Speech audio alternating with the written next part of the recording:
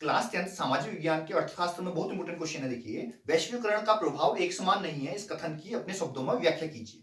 ये क्वेश्चन अलग तरीके से कैसे पूछ सकता है? वैश्वीकरण के सकारात्मक तथा नकारात्मक प्रभाव बताइए, या भारत में वैश्वीकरण का प्रभाव समझाइए। ठीक है, तो इसका आंसर कैसे लिखेंगे आप? वैश्वीकरण का प्रभाव सर्वत्र, है ना, अथवा सभी वर्गों में एक समान नहीं पड़ता है। दूसरे शब्दों में, यह सभी के लिए लाभप्रद नहीं है। ठीक है, सबके लिए लाभदायक नहीं है। कुछ वर्गों पर, क्षेत्रकों पर इसका अनुकूल प्रभाव पड़ता है, जबकि कुछ वर्गों एवं क्षेत्रकों पर इसका प्रतिकूल एवं हानिकारक प्रभाव पड़ता है। अनेक लोग वैश्वीकरण के लाभों से वंचित रह गए हैं। कैसे पता चलेगा आपको? देखो, सकारात्मक प्रभाव देखेंगे तो सकारात्मक प्रभाव क्या है? उत्पादकों पर प्रभाव। उत्पादक जो उनको उगा रहे हैं, जो उपज बना रहे हैं, तो उनको वैश्वीकरण होगा तो उसका पॉजिटिव पड़ेगा। ठीक है, तो वैश्वीकरण समझा देता हूं पहले मैं, है ना। वैश्वीकरण क्या होता है ये बता देता हूं पहले। देखो, तो विभिन्न देशों के बीच परस्पर संबंध और तीव्र एकीकरण। ठीक है, विभिन्न देशों के बीच में क्या होगा? परस्पर संबंध होगा और तीव्र एकीकरण होगा, उसी वैश्वीकरण। इस प्रक्रिया में एक देश की अर्थव्यवस्था विश्व की अन्य अर्थव्यवस्थाओं के साथ एकीकृत होती है। भारतीय अर्थव्यवस्था में इसका अर्थ इससे भी अधिक है ना। जैसे अर्थव्यवस्था को विदेशी निवेश के लिए खोलना, नियंत्रणों को धीरे धीरे कम करना। ठीक है, अर्थव्यवस्था को क्या? विदेशी निवेश के लिए खोलना, एक तो। दूसरा, विदेशी निवेश मतलब विदेशी यहाँ पर इन्वेस्ट करेंगे, पैसा लगाएंगे, अपना निवेश करेंगे। ठीक है, ये नियंत्रकों को धीरे धीरे कम करना। नियंत्रक कम करें मतलब जैसे कि आप आयात और निर्यात मतलब रुकावट ना आए, प्रतिबंध न लगे, ऐसा। बहुराष्ट्रीय कंपनियों को निवेश सुविधाएं प्रदान करना। ठीक है, बहुराष्ट्रीय कंपनियां हैं, उनको वो यहाँ पर इन्वेस्ट करें, निवेश करें। ठीक है, उनकी सुविधा मिलनी चाहिए। मात्रात्मक प्रतिबंधों को धीरे धीरे समाप्त करना। आयात उदारीकरण कार्यक्रम को व्यापक आधार पर लागू करना। निर्यात संवर्धन को प्रोत्साहित करना। ठीक है, ये सारे हैं। 1991 की औद्योगिक नीति के फलस्वरूप विश्वव्यापीकरण को प्रोत्साहन मिला। ठीक है, विदेश व्यापार घरेलू बाजारों से बाहर के बाजारों में पहुंचने के लिए उत्पादकों को एक अवसर प्रदान करता है। ठीक है, विदेशी व्यापार क्या करता है? घरेलू बाजार से, तो यहाँ के लोकल बाजार जो है उनसे क्या होगा? बाहर के बाजारों को पहुंचने के लिए उत्पादों को एक अवसर मिलता है। ठीक है, वैश्वीकरण होगा तभी तो आप यहाँ का प्रोडक्ट बाहर दे पाओगे। ठीक है, जैसे कि एग्जांपल लेते हैं, देखो हमारा एक गढ़वाल का एक ब्रांड है नमक वाली। ठीक है, नमक वाली क्या करती है? नमक वाली जो घर के पिसे नून होने, पिसा हुआ नमक, जैसे हम लहसुन का नमक पीते हैं, धनिया का नमक पीते हैं। ठीक है, ऐसा भांग का नमक पीसते हैं। ठीक है, तो ये नमक, पिसा हुआ नमक बेचती है।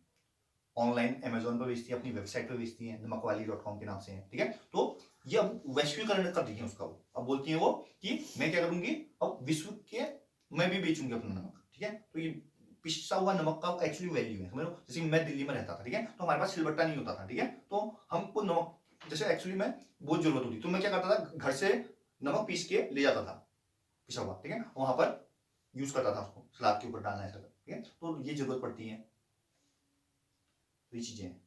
तो उन्होंने ब्रांड बना दिया। अभी एक शार्क टैंक करके एक एपिसोड आता है, उसमें आई थी वो, ना, उन्होंने। और तुम झूठ समझोगे, उसने इन्वेस्टमेंट ली, और मेरे को लगता है कि मेरे को एग्जैक्ट क्या नहीं है, तो शायद 40 लाख रुपए मतलब मिले उसको इन्वेस्टमेंट। ठीक है, उसकी कंपनी की वैल्यू लगभग 2 करोड़ रुपए की कंपनी की वैल्यू है उसकी अभी।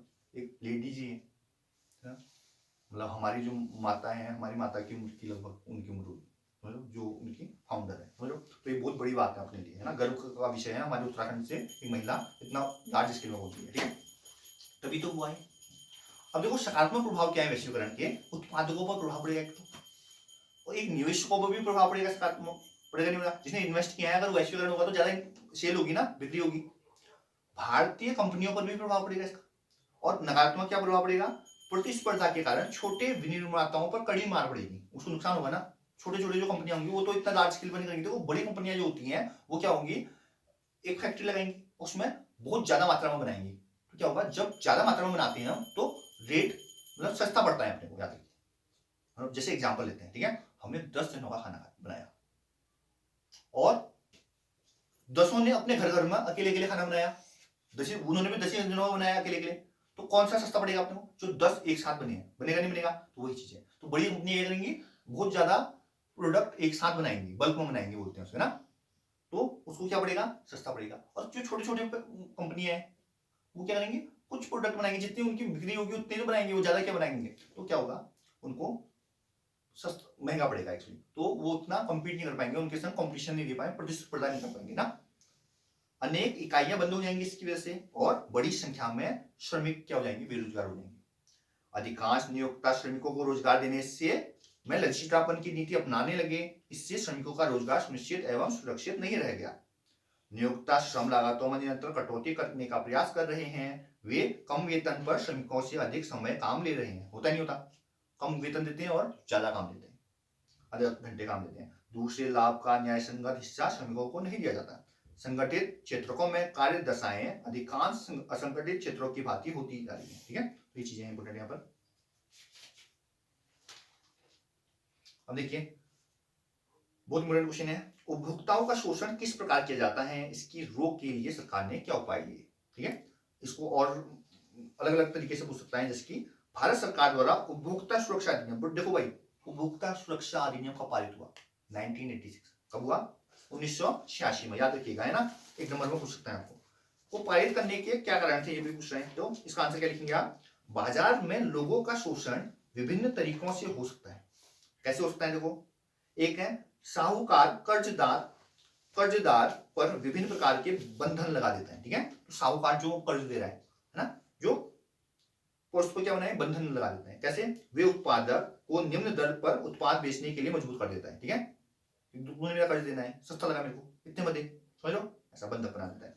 वे ऋण चुकाने के लिए जमीन बेचने को भी विवश हो जाते हैं। क्या करेगा बेचारा किसान ना, किसानों की स्थिति एक्चुअली में बहुत दयनीय है, समझ लो। खेती करते हैं, कितनी दुख की बात है, देखो, है ना, वो खेती करते हैं, पानी की दिक्कत, पानी देखो ट्यूबवेल बनाते हैं, बिजली का बिल इतना आता है, रासायन खरीदते हैं, बीज खरीदते हैं बड़े महंगे, उसके बावजूद देखो बारिश टाइम में नहीं होती है ना, और जानवर नुकसान पहुंचा देते हैं उनके खेतों में, समझ लो, कीट किसी बार की बीमारियां जाती हैं खेतों में, समझ लो कितना दुख की बात है, समझ लो। तो किसान की स्थिति एक्चुअल में बड़ी दयनीय है अपनी, समझ लो। असंगठित क्षेत्रों में कार्यरत बहुत से लोगों को निम्न वेतन पर काम करना पड़ता है और बदतर हालतों का भी झेलना पड़ता है, समझ लो, बहुत ही कम कीमतों पर काम करना होता है।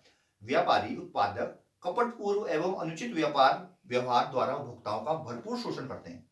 जो व्यापारी होते हैं बड़े बड़े, जहां बिकेगा ना सामान, वो क्या करते हैं, उनको बहुत ही तरीकों से मतलब ठगते हैं।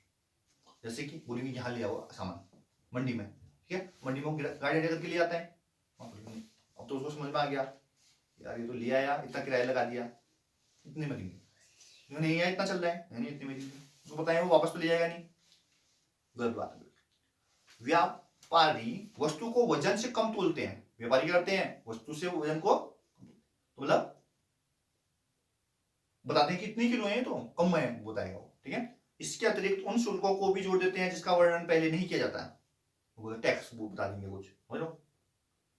उपभोक्ताओं के हितों को संरक्षित करने के लिए एक बड़े कदम के रूप में देश में सन 1886 में उपभोक्ता संरक्षण अधिनियम पारित किया गया। कब किया गया, 1986 में, क्लियर है।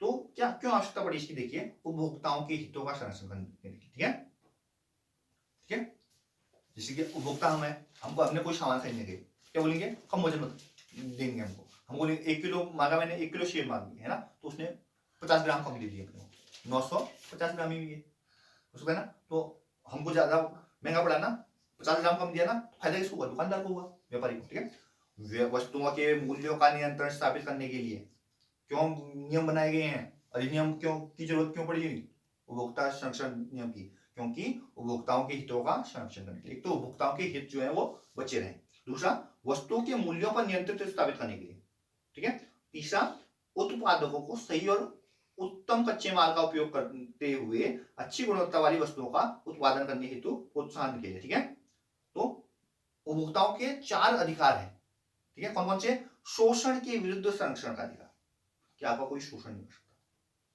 दूसरा मतलब शोषण बोले तो मिलावट वाला नहीं कर सकता, कोई विज्ञापन नहीं दे सकता उल्टे सीधे, है ना, नकली आपको चीज नहीं दे सकता, कम नापतोल की वस्तु नहीं दे सकता, है ना, और ज्यादा मतलब कालाबाजारी नहीं कर सकता ऐसे टाइप में, और स्वास्थ्य तथा सुरक्षा के संरक्षण का अधिकार है। ऐसा होना चाहिए जो चीज बेचते हैं उसमें स्वास्थ्य को इंपैक्ट नहीं पड़े आपका, ऐसा भी है। ठीक है, ऐसी चीज नहीं बेची जिससे तुम्हारे स्वास्थ्य में अनुचित इफेक्ट पड़े। अगर कोई नशीली चीज है जो वो आपके स्वास्थ्य में इफेक्ट पड़े, वो क्लियरली दिखाएगा वहां पर, समझ लो, ऐसा भी। जैसे कि सिगरेट के पैकेट के आगे आप देखते होंगे दिखाया जाता है कि मतलब आपका जबड़ा खराब हो गया ऐसा करके, ठीक है, आपको ये बीमारी हो गई ऐसा करके, कैंसर हो गया ऐसा टाइप है ना। सूचित किए जाने का अधिकार है, ठीक है, और सुनवाई किए जाने का अधिकार, ठीक है। आपकी सुनवाई को जो होता है तो आप उपभोक्ता कार्यालय में अपना बात कर सकते हो, वहां पर आपको सॉल्व किया जाएगा इश्यू, है ना। अब देखो ISI और एगमार्क क्या है, दो कारणों का वर्णन कीजिए, ठीक है, जिससे उपभोक्ता का शोषण होता है, ठीक है। तो वस्तु का मानकीकरण है, ठीक है, वस्तु को कैसे पता चलेगा कि अच्छी क्वालिटी का है क्या नहीं है, तो इसके लिए मानकीकरण है। भारत सरकार ने उपभोक्ताओं के हितों की रक्षा के लिए उन्हें उच्च गुणवत्ता वाली वस्तुएं उपलब्ध कराने के लिए मानकीकरण का प्रावधान किया, ठीक है। इस प्रावधान के अंतर्गत सरकारें द्वारा उपभोग की वस्तुएं, उपकरणों, खाद्य पदार्थों, आभूषणों आदि के स्तर को निर्धारित करने की व्यवस्था की गई है। इस व्यवस्था के अंतर्गत कुछ मानक संस्थान स्थापित किए गए हैं। ये संस्थान उत्पादकों द्वारा उत्पादित किए गए उत्पादनों की जांच पड़ताल करके उनके स्तर का निर्धारण करते हैं, ठीक है, जांच पड़ताल करके उनके स्तर कैसे स्तर के हैं, कैसी क्वालिटी का है भाई इसका। यदि संबंधित उत्पादन संस्थान के मानक स्तर पर खरा उतरता है तो उसे मानक संस्थान द्वारा निर्धारित चिन्ह इस्तेमाल करने की अनुमति मिलती है कि आप ये चिन्ह का यूज कर सकते हो। उपभोक्ताओं के लिए ये चिन्ह विशेष उपयोगी सिद्ध होते हैं। कोई भी उपभोक्ता मानक चिन्हों को देखकर संबंधित वस्तुओं की गुणवत्ता तथा स्तर के प्रति आश्वस्त हो सकता है, ठीक है। ऐसी क्वालिटी का है, ये वाला सर्टिफाइड है, ठीक है, ISO इतना सर्टिफाइड है, ऐसा करके बहुत चीजें होती हैं। तो देश में प्रमुख मानक संस्थान है भारतीय मानक संस्थान, ठीक है, जिसको ISI भी बोलते हैं, ठीक है। ISI का फुल फॉर्म पूछेगा, क्या बोलेंगे, भारतीय मानक संस्थान, इंग्लिश में क्या बोलेंगे, इंडियन स्टैंडर्ड इंस्टीट्यूशन, ठीक है। अब इसके बारे में पढ़ते हैं अपन, है ना।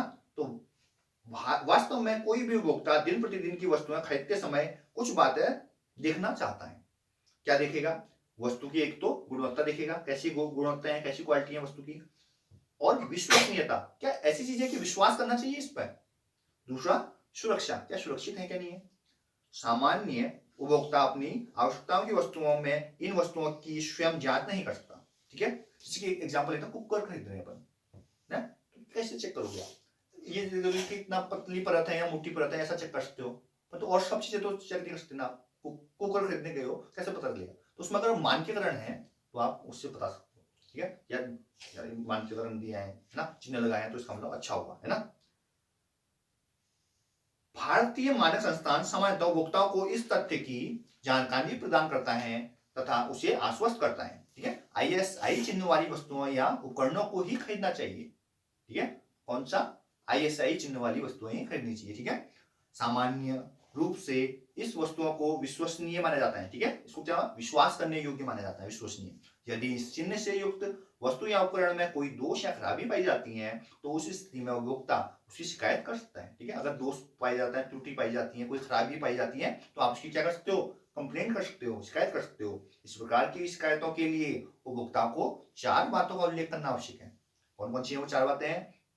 एक तो दोषपूर्ण नमूना तथा दोष की प्रकृति, क्या है मतलब उसका एक तो नमूना होना चाहिए, आपके पास वो चीज होनी चाहिए, और क्या है मतलब क्या क्या खराबी है इसमें, है ना। दूसरा खरीद की दिनांक, कि आपके पास आपने खरीदा किस तारीख को है, इसके लिए आपके पास क्या होना चाहिए, बिल होना चाहिए, ठीक है। खरीदने का स्रोत, है ना, जैसे कि उसका बिल होता है, कैसे मेमो होता है। शिकायत निर्माता विक्रेता किससे है, ठीक है, शिकायत किससे है, तुम्हारा निर्माता है जिसने वो बनाया है उससे है, या विक्रेता जिसने वो बेचा है उससे, और ये आपने बताना पड़ेगा। तथा उसकी क्या प्रतिक्रिया है। अगर देखो पहले तो आप सीधा वहां कंज्यूमर फॉर्म बन जाओगे, पहले दुकानदार से बात करोगे या जिसने बनाया उससे बात करोगे नॉर्मली, तो उससे आपने बात की तो उसने क्या बताया आपको, क्या प्रतिक्रिया रही उसकी। उपभोक्ता द्वारा विविध की गई शिकायतों की संस्थान द्वारा जांच पड़ताल की जाती है, फिर चेक किया जाता है सच बोल रहे हैं झूठ बोल रहे हैं। यदि संबंधित शिकायत को उचित पाया जाता है तथा संबंधित वस्तुओं या उपकरण को निर्धारित स्तर से निम्न स्तर का पाया जाता है तो क्या होगा, उपभोक्ता की क्षतिपूर्ति के आदेश दिए जाते हैं। उपभोक्ता को जो भी नुकसान हुआ है उसकी भरपाई की जाएगी। सामान्य रूप से दोषपूर्ण वस्तु या उपकरण को बदलकर दूसरी वस्तु का उपकरण दिए जाते हैं, ठीक है, चेंज कर दिया जाएगा आपका प्रोडक्ट। अब दूसरा मानक है एगमार्क मानकीकरण, ठीक है, एगमार्क आगे है। उपभोक्ताओं के हितों की रक्षा तथा समुचित आश्वासन के लिए एक मानकीकरण या प्रमाणीकरण का प्रावधान है, जिसे एगमार्क मानकीकरण के नाम से जाना जाता है। इस मानक स्तर की स्थापना भारत सरकार ने के मार्केटिंग एंड इंस्पेक्शन निर्देशालय, नोट कर लीजिए, मार्केटिंग एंड इंस्पेक्शन निर्देशालय द्वारा की गई। ठीक है, अगर पूछा जाएगा आपको कि एगमार्क जो मानकीकरण है उसकी स्थापना भारत सरकार के किस निर्देशालय द्वारा की गई है, तो क्या लिखेंगे, मार्केटिंग एंड इंस्पेक्शन निर्देशालय। ठीक है, इसके द्वारा इस मानकीकरण के अंतर्गत मुख्य रूप से खाद्य पदार्थों की गुणवत्ता के स्तर का निर्धारण किया जाता है। ठीक है, खाद्य पदार्थ की गुणवत्ता सामान्य रूप से खाद्यान्नों, मसालों, तेल के बीजों, है ना, बीजों, तेल, मक्खन, घी, फलियां, अंडों और उससे उनके उत्पादों की गुणवत्ता का प्रमाणीकरण एगमार्क का चिन्ह प्रदान किया जाता है। ठीक है, जो संस्थान खाद्य पदार्थों की शुद्ध एवं गुणवत्ता की जांच करके उन्हें श्रेणीबद्ध करता है। ये श्रेणियां कौन कौन सी होती हैं, 1, 2, 3, 4। 1 मतलब होता है विशिष्ट, 2 मतलब होता है उत्तम, 3 मतलब होता है ठीक, 4 मतलब होता है साधारण। तो जितना छोटा नंबर होगा उतना अच्छा होगा। क्लियर है, एगमार्क में 1 का मतलब है विशिष्ट, 2 का उत्तम, 3 का ठीक, 4 का साधारण। इस प्रकार कोई भी उपभोक्ता खाद्य पदार्थों को खरीदते समय उस पर अंकित एगमार्क के चिन्ह को देखकर वस्तु की गुणवत्ता के प्रति आश्वस्त हो सकता है।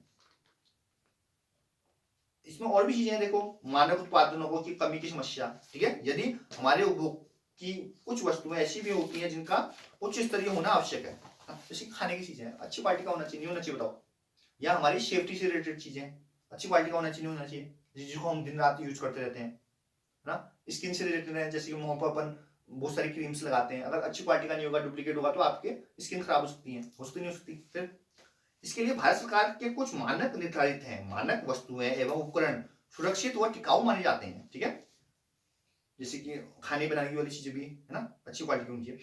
व्यवहार में देखा गया है अनेक आवश्यक वस्तुएं एवं उपकरण निर्धारित मानकों के अनुरूप नहीं होते हैं। इस स्थिति में उपभोक्ताओं को घटिया तथा निम्न स्तर की वस्तुएं एवं उपकरण देने होते हैं, जो कि आगे चलकर परेशानी एवं हानि का कारण बनते हैं। भ्रामक विज्ञापनों की समस्या देखो, भ्रामक विज्ञापन दिखाए जाते हैं। ठीक है, बहुत सारे अमिताभ बच्चन जी आते हैं, है ना, कैसे कैसे मतलब ऐड दिखाते हैं, लक्स बनियान का ऐड करते हैं, बोलते हैं गर्मियां होती हैं, लक्स बनियान पहना अमिताभ जी ने, बर्फ में भी चले जाते हैं, गर्मी हो रही है बोलते हैं, और असल में अमिताभ जी को देखिए शॉल वाले उड़ के बैठे हैं, स्वेटर उड़ के बैठे होते हैं, समझो। तो विज्ञापन खाली दिखाए जाते हैं। जैसे कि माउंटेन ड्यू पियो एक पहाड़ से दूसरे पहाड़ में, थम्स अप पियो एक पहाड़ से दूसरे पहाड़ में बाइक चला के चले जाता है, तो ये खाली भ्रामक होते हैं। जैसे वो मैगी 2 मिनट में रेडी, घर में बनाना 2 मिनट में, खाली कहने की बात होती है, 2 मिनट में मैगी रेडी। तो बहुत सारे ऐसे एड्स हैं जो एड है जो खाली भ्रामक होते हैं, होते नहीं होते। ऐसी बहुत मतलब जो मोह में रजनीगंधा कदमों में दुनिया, रजनीगंधा खाओगे तो कदमों में आ जाएगी दुनिया, कोई नहीं आती, ऐसी बहुत मतलब गलत है ना। लोगों को लगता है सच है, पर ऐसा भी नहीं है। अब वो पता नहीं फॉक सेंट का ऐड दिखा था, फॉक सेंट लगाते ही सब सुनते सुनते आ रहे थे, क्या डॉगी है क्या वो जो मतलब सुनते सुनते आ जाएंगे, है? ऐसा नहीं होता है, समझो। तो ये खाली प्रचार का वो होता है कि ज्यादा से ज्यादा लोग खरीदने लगते हैं ना, तो वो चाहते हैं, पर भ्रामक नहीं होना चाहिए, मेरा पसंद जो सच है वही बताना चाहिए, समझो। देखो, एगमार्क तथा आईएसआई चिन्ह कहाँ प्रयोग होते हैं, ठीक है। तो एगमार्क और आईएसआई अभी हमने देखे थे, ठीक है। तो आईएसआई चिन्ह होते हैं जैसे कि शुद्ध शिशु दूध आहार में, पाउडर दूध में, कॉफी पाउडर में, बिस्किट में, नमक में, रम में, बियर में, ब्रांडी में, पनीर में, ठीक है। ये क्या होंगे, आईएसआई मार्क, ठीक है। क्या सोच रहे हो, रम बियर ब्रांडी में भी आईएसआई, अच्छी क्वालिटी का होना चाहिए बच्चे, आप पी रहे हो तो मतलब अच्छी क्वालिटी का पियो। क्या गुलाब पसंद है, हाँ भाई गुलाब। अब एगमार्क है ना, तो एगमार्क खाद्य पदार्थों में जैसे काली मिर्च, इलायची, मसालों से रिलेटेड, हल्दी, जीरा, सरसों का तेल, तंबाकू, घी, मक्खन, खाद्य तेल, चावल, दालें, आटा, चाय पत्ती, क्लियर है।